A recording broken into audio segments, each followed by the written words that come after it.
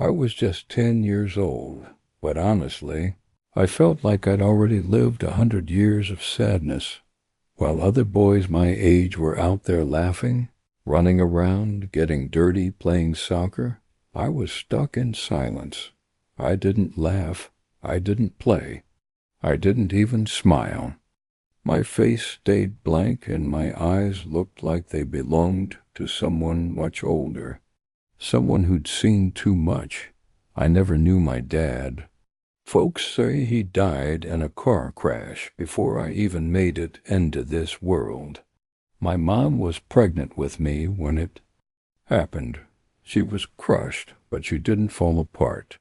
She kept going for me.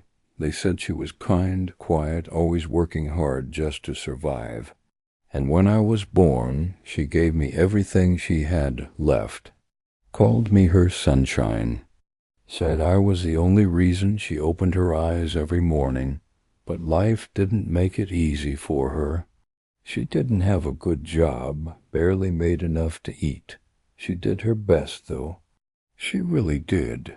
Then, when I turned 2, she got sick. Real sick. We couldn't afford a hospital. No one stepped up to help. Just like that, one morning, she wrapped me in her arms, kissed my forehead, and whispered, "God, please take care of my child." And then, she was gone. That was it. I became an orphan at just 2 years old. They sent me to live with my aunt, Auntie Remy, my mom's younger sister. Everyone assumed she'd love me like her own, but that wasn't what happened. From the minute I stepped into her house, my suffering started. She had 3 kids of her own. They always looked neat, smelled nice, slept on real mattresses. Me? I was the outsider. No, not even that. I was treated like garbage, by the time I was 5. Auntie Remy gave me chores that were way too hard for a kid my age. I had to sweep the entire compound with a broom taller than me, carry heavy buckets from the stream, scrub piles of dishes, even clean the toilets. I was always exhausted, always hungry, and if I ever cried for food, she'd grab me by the arm, drag me outside to the backyard and shout, "You're crying 'cause you're hungry? Nonsense." Then she'd yank some bitter leaves off the tree and shove them into my mouth. "Eat that. That's what orphans like you deserve." And I did. I chewed. I gagged. I vomited. My stomach ached like fire, but she didn't care. Eventually, I stopped crying, stopped begging.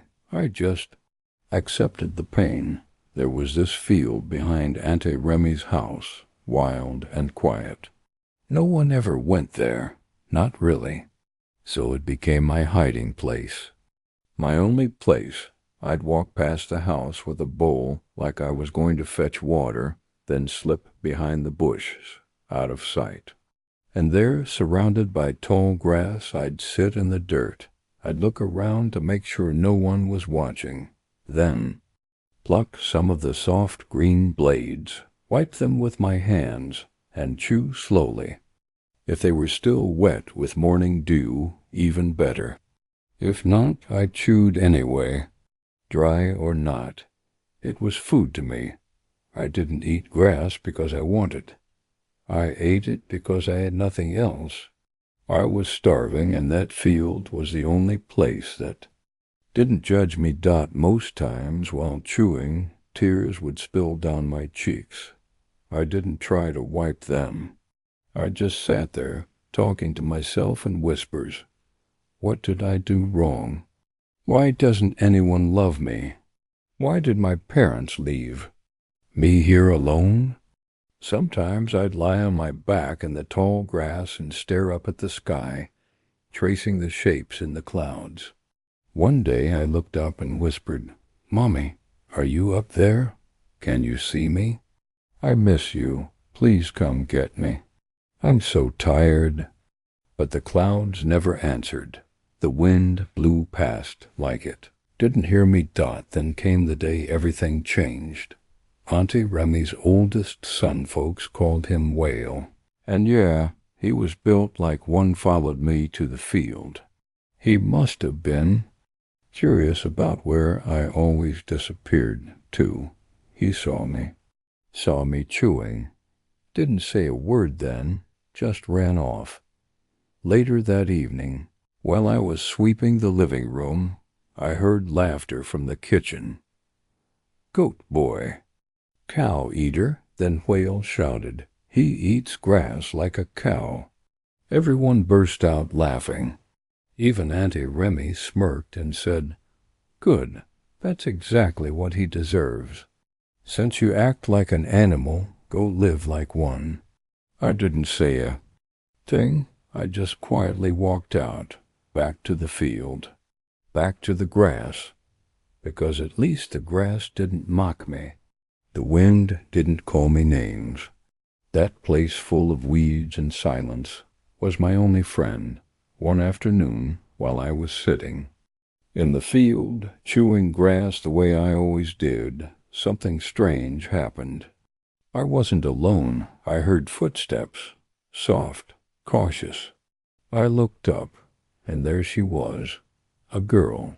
She looked about my age 10, maybe.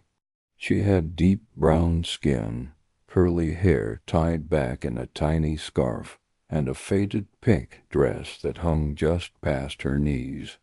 She held a plastic container and a small nylon bag in one hand. At first, she just stood there, watching me from a distance. Then she stepped closer and asked, real soft, "Why are you eating grass?" My heart jumped. I panicked. My cheeks burned with shame. I quickly wiped my face, shoved the grass behind me, and muttered, "I'm not eating." But she wasn't buying it. "I saw you," she said gently. "It's okay. I won't tell anyone. My name's Ada. What's yours?" I looked down at my hands and said nothing. My voice felt stuck in my throat. She sat beside me without asking. Then she said something I hadn't heard in years. "Are you hungry?" Still, I didn't answer. I just kept looking at the dirt like it had something to say. Then she reached into her nylon bag and pulled out a slice of bread fresh, soft, not even squished. "Here," she said, holding it out to me. "I brought extra." My hands trembled as I reached for it. I took it like it was a sacred gift. When I bit into that bread, warm, soft, slightly sweet, I swear something inside me cracked wide open. I closed my eyes, and before I could stop it, tears rolled down my cheeks. "Thank you," I whispered. My voice was barely there. That one slice of bread, it wasn't just food, it was kindness. The first I'd felt in years, but as always, happiness didn't last, but as always, happiness didn't last long. What I didn't know was that Whale Auntie Remy's oldest son had followed me to the field that day. He saw everything. Saw me take that slice of bread from Ada. Saw me cry. Saw me smile. He didn't say a word then. Just turned around and ran back home like the little snake he was. That night, while I was sweeping the cement floor in the living room, I heard them all laughing. "Goat boy, you eat grass like a cow." They chanted it over and over. Even Auntie Remy joined in. "Good," she snapped. "That's all you deserve. Since you act like an animal, go live like one." I didn't say anything, just kept sweeping, pretending their words didn't sting. But inside, my chest felt tight, like my ribs were shrinking. After I finished my chores, I walked out silently and went back to the only place that didn't judge me, the field. The grass never laughed. The wind didn't mock me. The sky didn't care who I was. but even that little escape got taken from me later.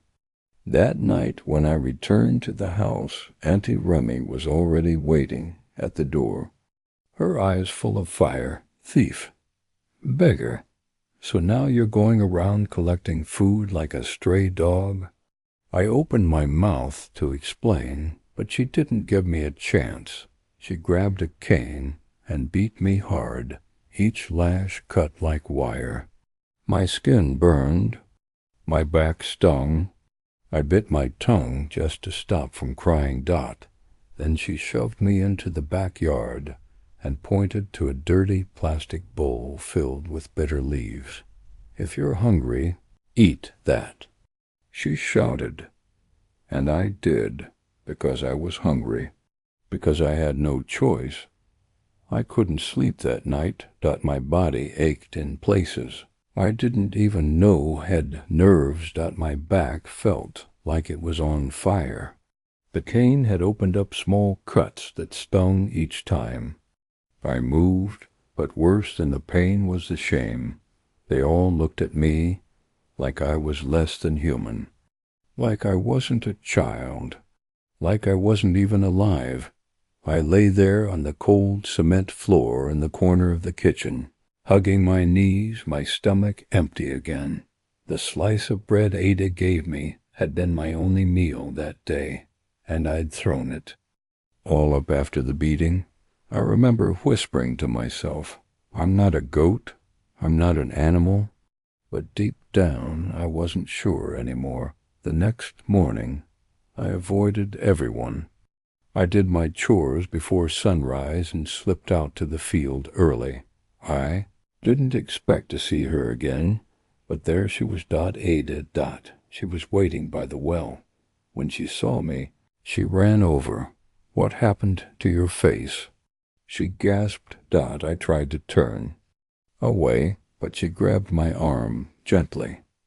Did someone hit you again? I didn't answer. I couldn't. If I spoke, I would have cried. And I was done crying. Ada pulled something from her small bag again. This time, it wasn't bread. It was a bar of soap and a rag. Come, she said, leading me to the well, and right there, with hands softer than anything I'd known, she washed my face, cleaned the dried blood, and wiped my tears like I was human, like I mattered. Ada didn't ask too many questions. She just sat next to me by the well, letting the silence speak. It wasn't awkward. It was the first peaceful silence I'd ever felt. No yelling, no chores, no pain, just wind, birds, and the soft splash of water.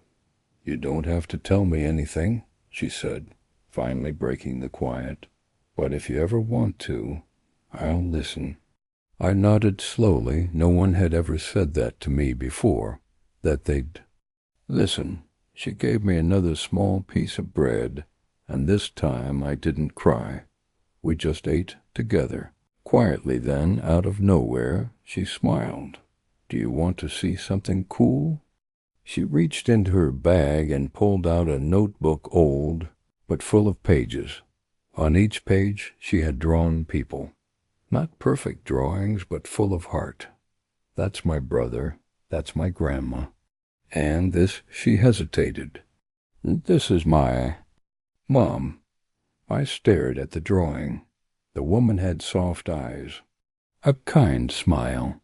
She looked like someone who cooked warm soup. She passed away last year, Ada said softly, but I still talk to her sometimes, in my head. I looked at her, shocked. I did that too. With my mom. We sat there longer than usual that day, sharing silence, sharing grief, but something about that moment felt sacred. I didn't know it yet, but it would be the last peaceful day I'd have for a long time, because someone was watching, and they didn't like what they saw. The next morning, Auntie Remy's eyes were bloodshot. She didn't say a word when I passed her in the hallway, just stared. like a snake waiting to strike.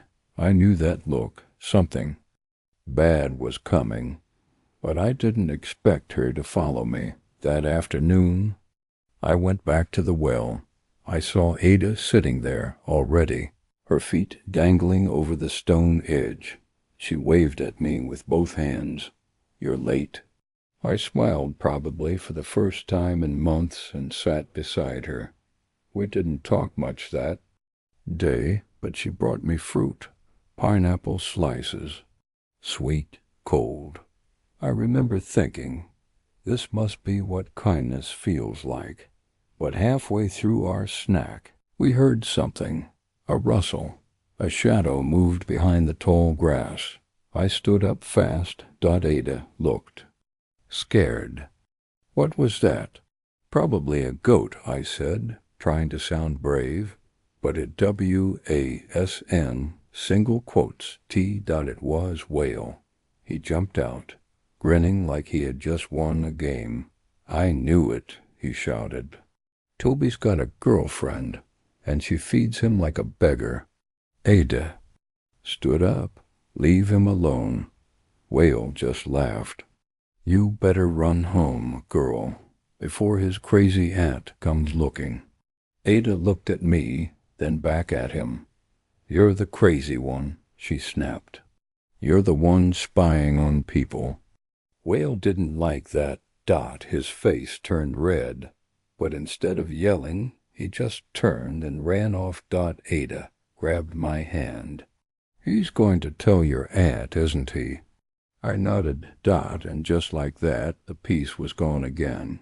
That night, I sat on the cold, hard floor, slowly chewing the bitter leaves Auntie Remy had forced into my hands. My stomach churned, but I kept chewing, swallowing the pain along with the taste. I tilted my head to the sky. The stars above twinkled like they always did, so far away, untouchable. "Mommy," I whispered, my voice cracking, "please come. Get me. I'm so tired." The stars didn't answer. The wind whispered through the trees, brushing against my skin like a ghost. But no one came. So I curled up on the bare ground, hugging my knees to my chest, my heart heavy and my stomach empty. And just like that, I fell asleep alone, broken, beside a bowl of leaves I couldn't finish. The next day, the sun came up bright, shining like it had forgotten the night before. Birds darted through the blue sky, and the streets filled with the noise of children heading home from school, their laughter echoing through the village. Behind the busy market, in a small, worn-down kitchen, a woman stirred a bubbling pot on the fire. The scent of hot beans, seasoned with crayfish and pepper, filled the air, wrapping around the house like a warm hug. People passing by slowed down, breathing in the smell. Ada had just returned from school. She dropped her bag with a thud, ran to wash her hands, and peeked into the pot. "Mama, the beans smell really good," she beamed. Her mother smiled without turning. "I added extra crayfish today. I know how much you love that." Ada's eyes lit up, but she hesitated. "Mama, can I take mine now?" she asked quietly. "Of course," her mother said, scooping a generous serving into a plastic plate. But Ada didn't sit down to eat. Instead, she gently covered the plate with a cloth, walked softly to the door, and slipped outside without a sound. Her heart wasn't focused on eating. She was thinking about me. Since the day she saw me eating grass in the field like a wild animal, she hadn't been able to shake the image. The way I looked, skinny, ashamed, eyes full of sadness, stuck in her mind like a bruise. She carried the food close to her chest, sneaking down the narrow path behind my house that led to the open field. That quiet space had become something sacred But when she got there, I wasn't anywhere in sight.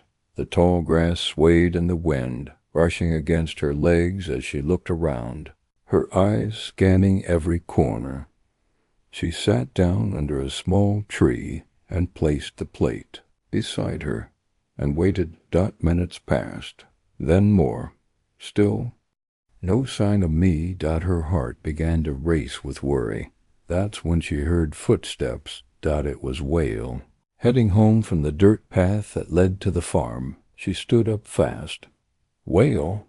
she called out. He turned and raised an eyebrow. "Yes?" Ada hesitated, unsure what to say. "Can you help me get Toby?" she asked, trying to keep her voice calm. Whale narrowed his eyes. "Why?" Ada shifted the cloth, trying to keep the plate hidden. "Just tell him someone's waiting for him." He stared at her, his gaze flicking to the covered plate. A smirk tugged at his lips. He didn't say anything else, just nodded. But as he turned to leave, that smile stayed. "Hiding food," he whispered to himself. "She likes Toby." When Whale got back home, I was crouched beside the water drum, scrubbing dishes with tired hands.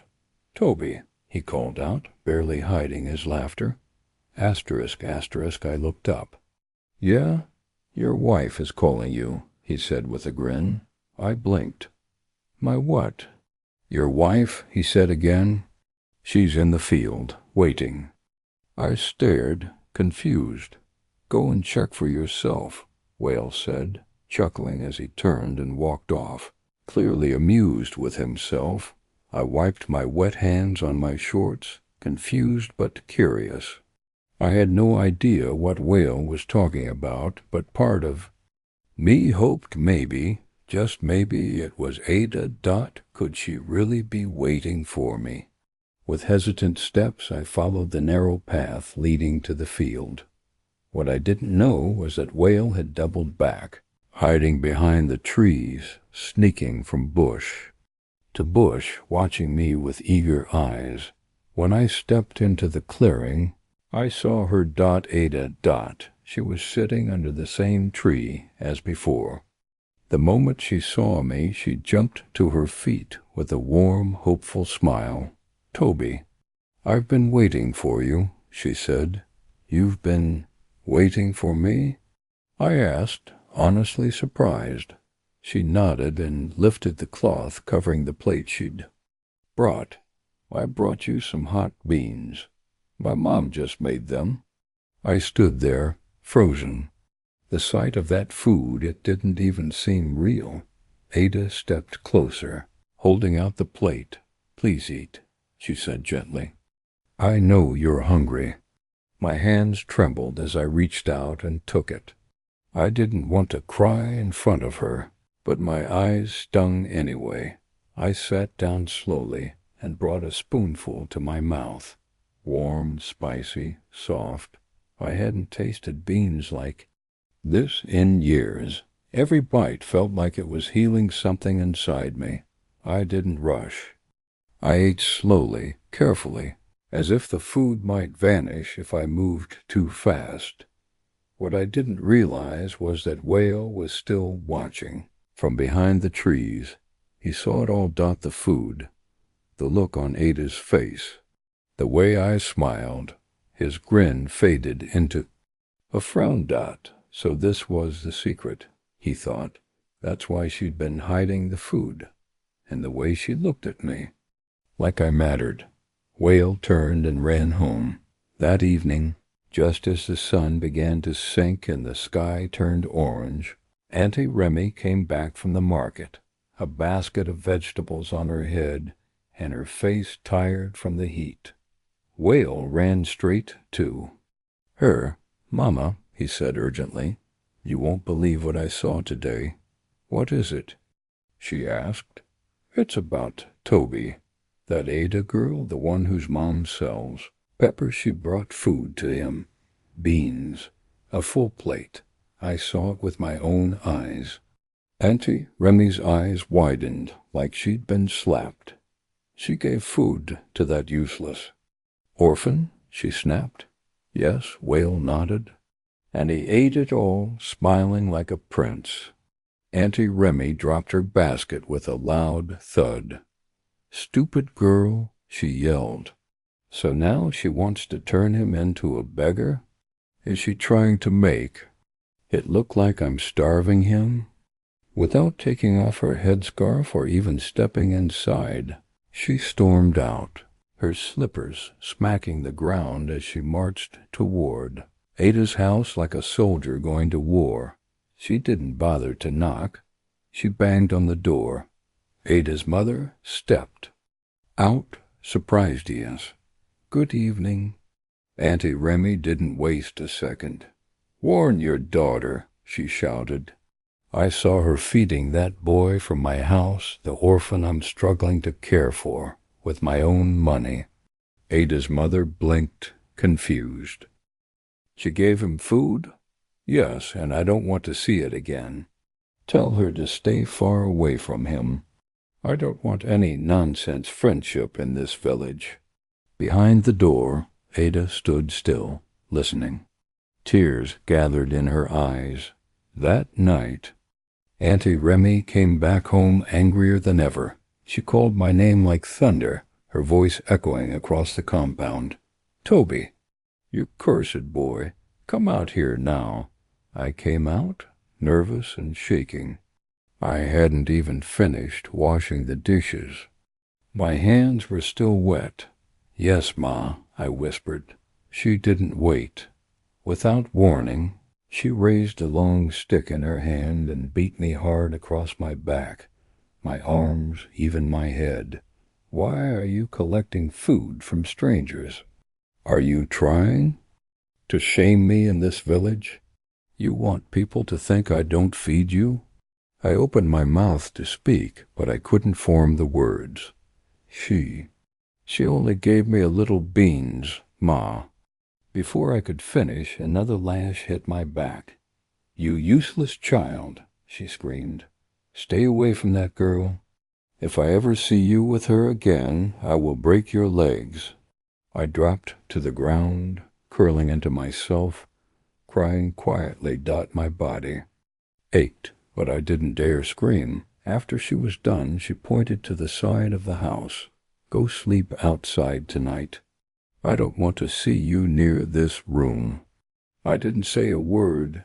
I crawled to the spot near the water drum and lay down on the cold, bare ground. The night was cruel. I held my stomach and cried quietly. Ada. She was the only one who'd ever shown me any kindness. The next day, I didn't go to the field.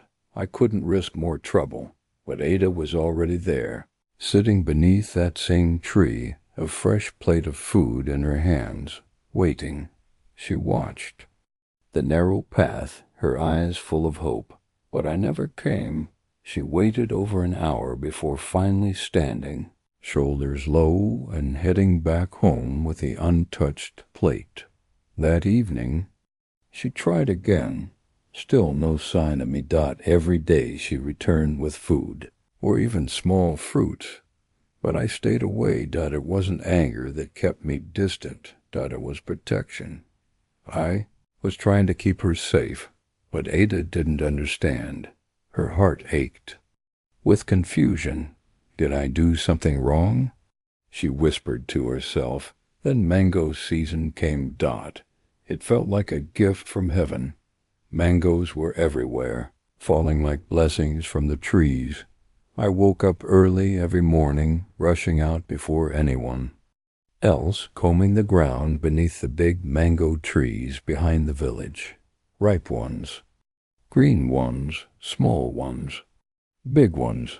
I didn't care. I stuffed them into my shirt, hid them in the bushes, and ran to the field to eat alone. Sometimes I climbed the lower branches and reached for the yellow ones, sweet and soft. Juice would run down my chin, and for once I would smile. As I sat beneath the sun, Mango juice on my lips, I looked up at the sky and whispered, God, please, don't let mango season end. But nothing good lasts forever. Mango season faded as quickly as it came. The trees stopped dropping fruit, and I was back to being hungry again. Worse than hungry. I was empty. Empty stomach. Empty heart. Everywhere I turned, I saw people living. Normal lives. Children walking to school, mothers laughing with their babies, fathers coming home from work with food in their hands. And me? I was just the boy with nothing living off. Memories and bitter leaves. That's when the rain came. It started one evening while I was still outside, scrubbing a rusted pot in the backyard. The sky had been dark all day, but I thought maybe it would pass. It didn't. When the first drop hit my skin, I knew it was serious. Within minutes, the sky opened up like someone had poured a bucket from above. It was loud, cold, wild. I scrambled to move the laundry from the line, but Auntie Remy screamed at me from the doorway. Leave those clothes. Get inside before you catch a cold, fool. But when I reached the door, she blocked it. No, not you. You've been useless all day. Go back, sleep in the shed. I looked up at her, already drenched from head to toe. But Ma, please. Before I could finish, the door slammed shut in my face. So I turned, walked around the house, and crawled into the old storage shed at the edge of the compound. It was dark, full of cobwebs, and smelled like damp wood and rat pee. I curled up on an old sack in the corner, shivering. The rain hit the metal roof like gunshots. I closed my eyes and whispered again, Mommy, are you watching me? Are you still up there? I don't think I can do this much longer. No reply, just thunder. That night, the fever started. My skin burned hot, but I was shivering like I was trapped in snow. I coughed. My throat felt like it was made of sand. My body ached in places I didn't even know could hurt. Still, I didn't cry out. No. One would have cared anyway. By morning, my head was spinning. I tried to stand up, but the shed felt like it was moving. I stumbled outside, nearly falling into the mud. Auntie Remy saw me. She didn't ask if I was okay. She just pointed at the bucket beside the drum. Go fetch water. Now. I wanted to say I couldn't. I wanted to fall into her arms and cry like a child should, but instead I nodded and picked up the bucket. My legs were shaking, and each step felt like walking on knives. I barely made it to the stream. When I got there, I collapsed beside the water, too weak to lift the bucket. The world was spinning. I thought I would faint. That's when I heard her voice again. Soft, kind, familiar. Toby? I looked up. Ada. She was standing there, holding her own bowl of water. She rushed over and knelt beside me. Toby, you look sick. What happened? I wanted to talk, but my throat was too dry. I just shook my head slowly. Ada placed her bowl down, tore off part of her wrapper, and dipped it into the stream. She wiped my face gently. Then she held my hand. You need help, she whispered. I'm taking you to my mom. I tried to stop her. No, she'll be angry, your mom. Ada shook her head. She won't be. Come on. She helped me stand me, shaking, dizzy. Burning hot. She put my arm over her shoulder and led me along the path. Don't remember much of the walk. Asterisk. Just the warmth of her hand. The way she kept saying, It's okay. Just a little more. And then the smell of pepper soup, the sound of her mother's voice, worried but kind. The feel of a soft mat under my back. That's when I blacked out. As soon as I heard her voice, sharp and loud, my legs nearly gave. Wait. I turned slowly and saw Auntie Remy storming across the field like a thundercloud. Her wrapper flapped behind her, and her face was twisted with rage. My heart dropped into my stomach. Uncle Femi stepped in front of me protectively, calm but firm. "Good morning, madam," he said, like nothing was wrong. But Auntie Remy wasn't interested in greetings. "Who are you?" she snapped. "What's going on here?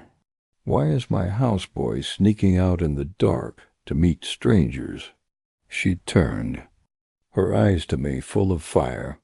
"So this is what you've been planning? Running away? You think you're clever, eh?" I couldn't speak. I just looked down at my bare feet, holding my tiny bag tighter to my chest. "Answer me, Toby," she barked. Uncle Femi didn't raise his voice. He just stepped forward and said, "I'm Ada's uncle. And yes, I came to take this boy with me." Auntie Remy blinked, shocked by how direct he was. "Take him? To where?" she asked, folding her arms. "Who gave you that right? Do you know how much I've spent feeding this child?" He looked her dead in the eyes. Feeding him with grass and beatings? That hit her like a slap. Her mouth opened, but no words came out. Ada stood beside me, shaking a little. I could feel her fear, too. Uncle Femi stepped closer. "I've seen the boy with my own eyes, eating leaves in the field like an animal. I don't need anyone's permission to rescue a child from suffering. You're calling me a liar?" Auntie Remy hissed. "I'm calling you what the truth says you are," he replied. She raised her hand like she was about to slap someone. Maybe him, maybe me, I don't even know, but he didn't flinch. "Touch me, and I'll let the whole village know how you treat a child left in your care," he said coldly. A long silence followed. The wind blew gently. Birds chirped somewhere in the trees, but everything felt frozen. Auntie Remy's shoulders dropped. She turned to me, her voice lower but still cruel. "Fine, go then. See if your life will be better. But don't you dare return here. I wash my hands off you." I swallowed hard. Part of me was scared to go, but a bigger part of me felt like chains were breaking off my chest. I didn't say goodbye. I didn't cry. I just turned and followed Uncle Femi. Ada walked beside me. As we walked back toward the road, I looked over my shoulder one last time. Auntie Remy was still standing there, but I didn't feel small anymore. I felt like someone who had just walked out of a cage. The ride to Abuja was long, but I didn't mind. For once, I wasn't counting the miles or the hours. I was just free. I sat in the back seat of Uncle Femi's car, holding a small plastic bag that had my entire life in it: one shirt, one pair of shorts, and an old slipper with a hole in the heel. But somehow I felt like the richest kid in the world. Asterisk. Ada kept looking back through the window to check on me. I smiled weakly at her every time. No words were needed. That girl saved my life, and she knew it. When we reached the city, everything looked different. Tall buildings, so many cars, so many people. I'd never seen so much light in one place. We pulled up in front of a massive gate. I thought it was a hotel, but it was his house. Uncle Femi turned to me and said, "This is your home now, Toby." I didn't know what to say. I just stared. For a long time the gate opened. A kind-looking woman came out to greet us. "This is Blessing," Uncle Femi said. "She takes care of the house. She'll help you settle in." That night, for the first time in my life, I took a warm shower in a clean bathroom. The tiles were cold under my feet, but the water felt like heaven. I scrubbed myself till my skin felt new. When I came out, Blessing gave me fresh clothes. Real clothes. Not rags. Not hand-me-downs. And then she took me to the kitchen. The food on the table looked like something from a dream. Jollof rice, fried plantain, chicken, stew, fruit juice. I sat there for a while, just staring. Then I looked up at the ceiling and whispered, "Mommy, I wish you could see me now." I ate slowly, savoring every bite, just like I did with Ada's beans at first day in the field. But this time I wasn't afraid it would disappear. That night, Uncle Femi came to check on me before bed. I was lying on the softest bed I'd ever felt. My head was sinking into a fluffy pillow. He sat on the edge and asked gently, "You doing okay?" I nodded. "Thank you, sir."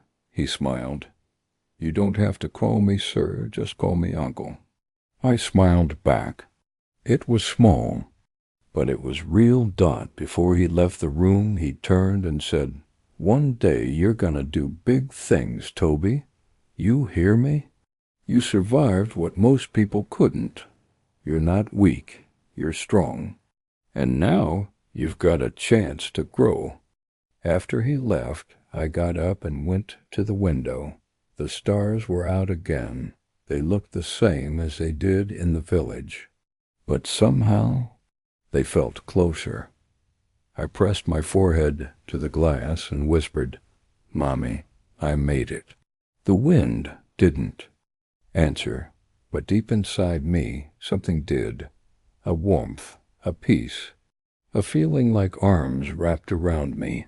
And that night I slept like a child again. Not a burden, not a beggar, just a boy named Toby, who finally had a home.